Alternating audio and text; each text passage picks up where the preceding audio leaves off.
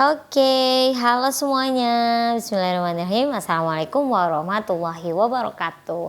Good morning everyone. How are you today? It's nice to see you today. Ketemu lagi dengan kelas TOEFL kita seperti biasa. Dan untuk hari ini kita sudah memasuki materi yang baru. This is about listening. Oke, jadi hari ini kita akan memulai diskusi tentang listening sampai mungkin 4 pertemuan ke depan gitu ya. Kita akan membahas tentang listening. And for today, kita masih memakai buku dari Bruce Rogers ini, dan ini kamu bisa lihat di buku yang sudah saya berikan, ini di halaman 16 ya. So yeah, without any further ado, let's get started. This is lesson 1 ya. And lesson 1 is about anticipating questions about dialogue.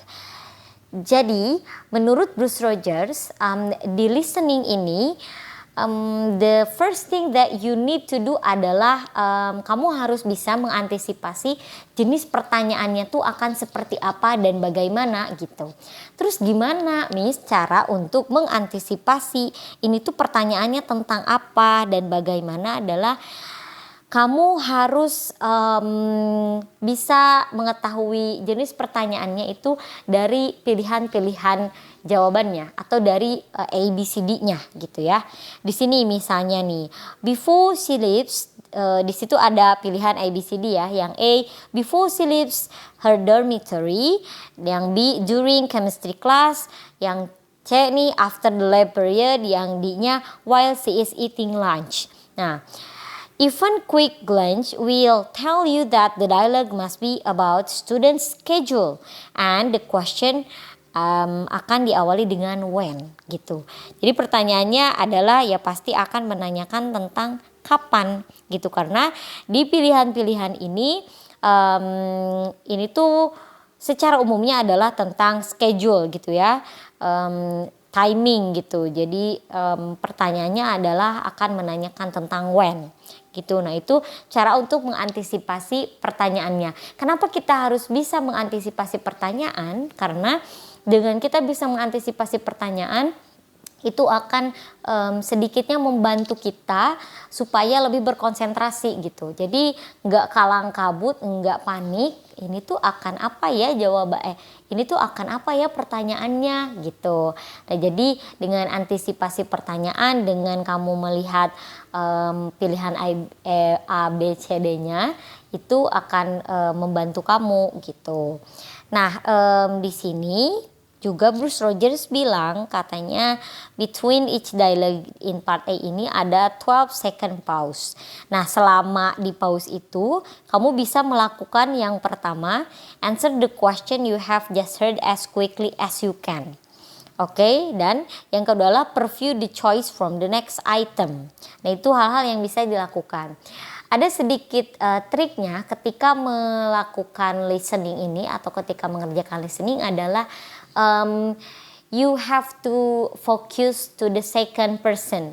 Jadi kamu tuh harus sedikit lebih memperhatikan di orang yang kedua gitu. Tapi bukan berarti orang yang pertamanya tidak diperhatikan ya gitu.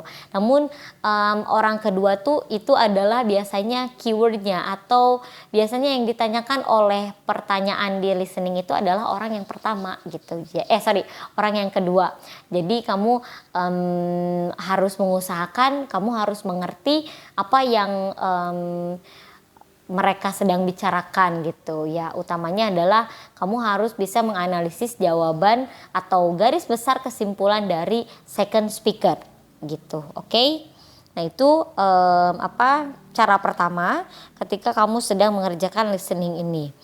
Kemudian selanjutnya nih, ini ada beberapa hal ya yang tadi kan saya bilang you need to anticipate question ya dari dialogue. Nah, di sini dibilang di sini ada salah satu contohnya. Yang pertama nomor 1 nih, ini ada pleased, ada cold, ada disappoint, ada hungry.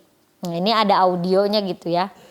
Nah, kamu dari hal-hal ini ada please, ada cool, ada disappoint, ada hungry, berarti ini tuh kamu bisa nebak bahwa pertanyaannya itu tuh akan mengarah ke such as oh ini ada lapar nih, ada seneng nih, ada kedinginan, ada kecewa gitu kan. Itu lebih ke condition gitu, keadaan. Berarti pertanyaannya akan mengarah ke arah seperti itu gitu. Kemudian misalnya nih ada lagi pertanyaan nanti teh di pilihan-pilihannya, misalnya ada office, at a classroom dan lain-lain. Berarti ini akan mengarah ke pertanyaan menanyakan tempatnya gitu ya.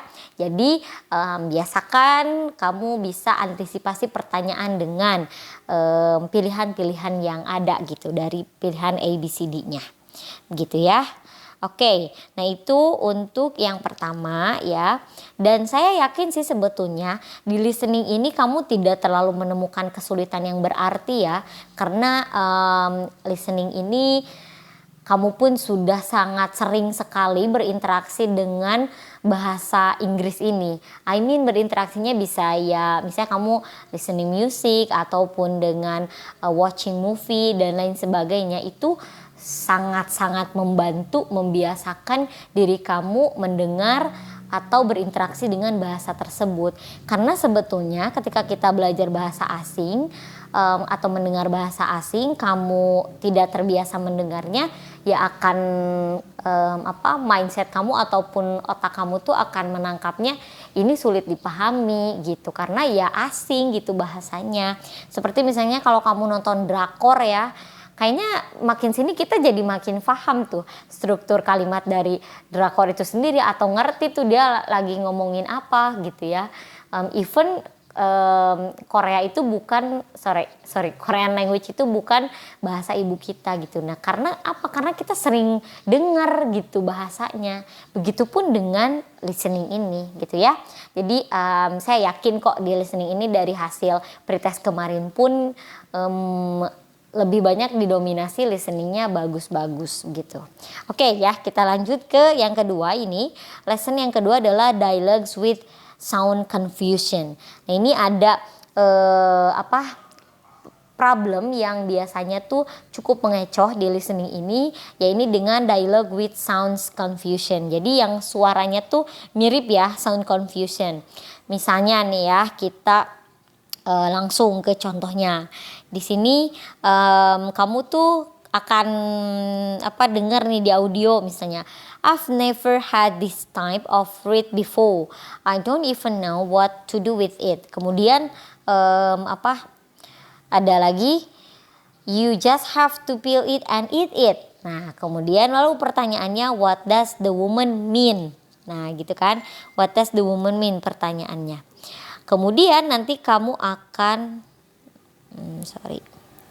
Kemudian nanti kamu akan baca di pilihannya. Yang ini kan tadi audio ya. Ini audionya. Nah, ini adalah option ABCD-nya. Di optionnya kamu akan melihat yang A, she doesn't feel like eating fruit. Kemudian yang B, C dan D-nya. Nah, di sini jawaban yang paling tepatnya adalah yang C. The fruit shouldn't be eaten until it's been peeled. Kenapa ini disebut sound confusion? Di sini dibilang bahwa the word feel in choice A sounds like the word peel. Padahal itu feel gitu. Kemudian in different way the word peel in choice also sounds like the word peel. Jadi kamu tuh harus harus memperhatikan, harus jeli, harus teliti, harus bisa mengenali gitu antara perbedaan, karena dia tuh soundsnya confusion gitu, membingungkan.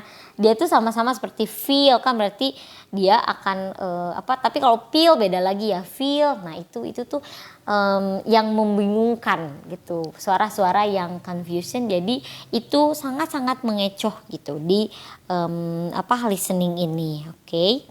Nah di sini dibilang lagi, many sounds alike expression in part A, minimal pairs. Nah, minimal pairs. Minimal pairs are two words that are pronounced alike except for one vowel. Peel, ini ada peel and pilak and leg, point, paint, or one consonant sound. Peel, feel, tuh kehalangin. Nah ini tuh namanya adalah minimal pairs yang dua kata yang suaranya sama gitu, yang diucapkannya sama, itu namanya minimal pair. Dan minimal pairs ini banyak sekali di soal listening ini gitu ya. Kemudian selanjutnya adalah another sound problem involves two words that sound like one word, such as mark it and market, send her and center. Itu kan mirip ya. Nah itu tuh suara-suara yang kalau kita tidak sering mendengarkan perbedaannya, kemudian selain dari perbedaannya pun dari maknanya, purpose-nya itu akan sangat menyulitkan kamu gitu ketika mengerjakannya gitu ya. Nah jadi kalau misalnya nih kamu yang contoh yang ini kan tadi tuh sudah jelas di pertamanya tuh ini sedang membicarakan fruit ya gitu, buah nih. Tidak mungkin kan nanti tuh kamu akan misalnya ada, kamu tuh dengar tadi ada peel deh, ada kata peel gitu, and eat. Nah terus yang A nih kayaknya peel, tapi kan kita balik lagi nih, kamu kayaknya yang A jawabannya. Tidak mungkin lagi bicarain buah jadi ke feel gitu kan, jadi ke feeling gitu, tidak mungkin. Jadi selain daripada kamu harus bisa mengenali perbedaan soundsnya itu, kamu pun harus bisa mengetahui atau harus bisa memahami meaning dan makna dari percakapan itu. Jadi ketika memilih jawaban pun kamu bisa memilih mana yang paling make sense, paling nyambung, paling masuk akal gitu dengan percakapan yang tadi gitu ya. Oke, nah itu. Jadi tadi yang pertama analyze anticipating question dari dialog. Terus yang kedua adalah kamu harus hati-hati dengan minimal pairs atau yang soundsnya confusion, yang mirip pronunciationnya gitu. Oke ya. Nah di sini ada banyak juga ya. Di sini ada lagi tipe yang ketiga adalah sounds problem involve one word that sounds like part of longer words such as nation, imagination. Nah ini yang ecohnya tuh ininya. Nah kemudian mind, remind, give, forgive. Nah itu harus teliti gitu, harus hati-hati mendengarkannya gitu. Oke ya. Nah kemudian yang selanjutnya adalah itu lesson 2 ya. Sekarang kita di lesson 3. Lesson yang ketiga ini adalah dialogue with homonyms and words with multiple meaning. Nah ini dia ada homonym di listening ini. Jadi two words are homonyms if they have the same pronunciation. Dia punya same pronunciation but are spelled differently. Nah tapi ejaannya tuh beda ya, differently, and have different meaning of course, dan juga punya mana yang berbeda gitu. Itu tuh homonim. Jadi homonim ini adalah kata yang pronunciationnya sama tapi spellingnya berbeda dan maknanya berbeda, atau ejaan hurufnya berbeda kemudian maknanya pun tentu berbeda gitu. Seperti ini ya, flower, di situ ada flower, ada flower. Nah itu kan same hampir mirip gitu ya pronunciationnya gitu ya. Nah itu tuh namanya homonim, dan homonim ini pun banyak di listening ini gitu. Ini nih ada contoh, misalnya you will hear Eugene missed a lot of class last week. That's because he was sick. I think he had the flu. What is learned about Eugene? Nah itu kan what is learned about Eugene. Di ABCD-nya akan ini A, B, C, D ini. He has been feeling weak for a long time because of sickness. Eugene was absent, dan sampai D. Jawaban yang paling tepat ini adalah yang B. Yang B gitu. Jawaban yang paling tepat. Karena di dialog ini juga ada contain the word weak, Kemudian meaning 7-day period, choice A. And choice C ini refers to homonym that word weak. Oke, ada weak, kemudian which means not strong, kan, lemah tuh. The dialogue also contains the flu, an illness similar to bad cold. And choice D refers to homonym flu. Jadi di sini ada beberapa homonim. Yang pertama homonimnya ini tadi kan ada weak ya, ada weak. Kemudian di yang E-nya ini ada weak ini. Kemudian tadi tuh di choice D ini ada flu, di sini ada flu gitu. Nah itu tuh homonim yang biasanya mengecoh gitu ya. Jadi tadi kan ada minimal pairs, kemudian ada juga homonim gitu yang pronunciation-nya sama tapi spellingnya berbeda kan gitu. Nah, the dialogue may contain word with multiple meaning. In this item, one or two of the answer choice refers to another definition of a word as it is used in the dialogue gitu. Jadi hati-hati sekali lagi ketika mengerjakan soal-soal yang seperti ini gitu, karena yaitu sekali lagi kamu harus memahami konteksnya gitu, selain memahami perbedaan dari dua kata itu gitu, karena kan ya karena kalau pronunciation-nya sama, membedakan maknanya itu seperti apa ya harus tahu konteksnya, konteks dan meaning dari percakapan itu sendiri gitu ya. Oke. Itu lesson yang ketiga. Kemudian lesson yang keempat adalah dialogue with idiomatic expression. Nah ini tentang idiom. Idiom ini kalau di bahasa kitanya tuh seperti peribahasa gitu loh ya. Pengungkapan, pengandaian gitu. Itu tuh idiom gitu, metafor. Kalau di di linguistik itu kan itu ada istilah seperti itu. Dan di listening ini juga banyak ternyata yang soal-soalnya itu tentang idiomatic expression. Yang mana idiomatic expression itu maknanya tuh bukan literal meaning gitu. Jadi bukan makna yang sesuai dengan kata yang ada di situ gitu ya. Seperti contoh simpelnya give your hand.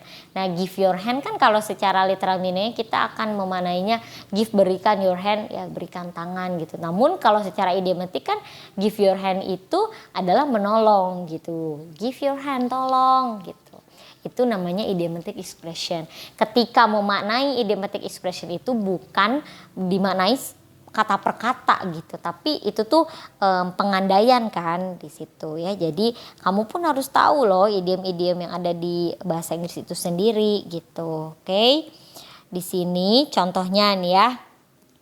Ini ada dialogue, I wonder where Mike is. Kemudian he will show up as soon as the work is done, I bet.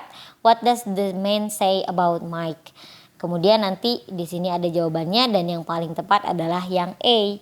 The idiom show up means arrive gitu. Choice B dan C contain the word show gitu. Jadi jangan terkecoh karena di sini ada show, jadi kamu pun pilihnya di sini ada show gitu ya. Dan yang paling tepat adalah jawabannya A, karena show up itu adalah meaningnya atau idiom daripada arrive gitu. Terus gimana Miss cara tahu ini tuh idiom atau bukan? Ya you need to know. Kamu harus tahu dari idiom apa saja idiom itu gitu ya. Jadi kamu pun harus tahu, jadi nggak bisa mengandalkan tips dan trik. Maksudnya tips dan trik ketika mengenali idiom itu gimana ya? Nggak ada. Kamu harus tahu idiom itu sendiri tuh apa aja gitu di bahasa Inggris gitu ya. Nah di sini ada di latihan beberapa idiom-idiom. Kalau misalnya kamu tidak tidak bisa mengetahui meaningnya, kamu bisa lihat nih dari konteksnya, konteks dari kalimatnya itu gitu. Nah itu di sini ada latihan ya. Nanti kita akan latihan juga untuk mengenali dari tadi lesson 1 ini sampai ke lesson 4 yang ini begitu. Oke. Nah itu sampai ke idiom. Kemudian ini terakhir adalah lesson 5. Lesson 5 ini adalah answering inference questions about dialogue. Jadi inference question ini adalah question yang dia tuh informasinya tuh in the dialogue will directly provide you with the answer to the question gitu. Jadi inference ini ada 2 tipe nih. What does the man woman imply? What can be inferred from the conversation? Jadi kalau secara simpelnya inferred question itu jawabannya tuh tidak tidak tertera gitu. Maksudnya ya imply kan ada yang ada yang tertera dan ada yang tidak tertera gitu ya jawaban tuh. Nah ini tuh inferred question tuh adalah jenis question yang tidak not directly state gitu, yang nggak langsung ada di dialognya gitu. Nah some inferred question ini dibilang involve overstatement gitu. Di sini misalnya, are you interested in selling your car? Sure, if someone has $1 million. Nah, because exaggeration, we can infer that the man doesn't want to sell his car at all gitu. Jadi dia tuh sebetulnya ya nggak mau jual karena ini tuh overstatementnya ini, if someone has $1 million. Sure, if someone has $1 million. Gitu berarti kan ya dia tuh sebenarnya nggak mau jual gitu, nggak mau jual si mobilnya gitu dengan overstatement seperti ini gitu. Nah itu tuh jenis inference question. Biasanya tuh lebih ke makna yang sebaliknya gitu loh, yang berlebihan gitu kan, overstatement yang berlebihan. Nah itu tuh seperti itu inference question itu. Misalnya nih kan di sini nih contohnya. Can I take this bus to the art museum? No, this bus goes north to Bank Street. You want a bus that goes the opposite way. Nah, what can be inferred from this conversation? The man needs to take southbound bus. Nah, ini jawabannya adalah yang A. Karena ini tuh inferred question. Di sini dibilang bahwa turun lagi. Di sini dibilang bahwa from the information in the dialogue it can be inferred that A is correct because the first bus is going north, but the man must take a bus going in the opposite direction to get the art museum. Choice B ini salah because it is impossible to get museum by bus. There is no information about C dan D can be true because Bank Street is where the first bus is going. Jadi inferred question ini adalah jenis pertanyaan yang dia tuh tidak tertera secara langsung gitu jawabannya gitu kan. Di sini pun tidak tertera secara langsung jawabannya dari yang ini. No, this bus goes to the north. You want a bus that goes gitu to opposite way. Nah itu kan sedangkan di jawaban ini tuh tidak ada yang ada di dialog ini, maksudnya tidak ada kata-kata yang ada di dialog ini gitu karena dia inferred question yang jawabannya tidak tertera. Jadi kamu harus bisa menyimpulkan gitu dari jawaban itu gitu. Oke. Nah itu mengenai inferred question. Nah itu adalah 5 hal atau 5 materi yang yang kita pelajari hari ini gitu. Nah untuk latihannya nanti setelah kamu selesai menonton video ini saya akan instruksikan latihannya apa saja gitu. Oke. Nah that's all for our materials today. Thank you so much. Happy watching. Assalamualaikum warahmatullahi wabarakatuh. Nanti tugasnya setelah ini ya. Thank you. Bye bye everyone.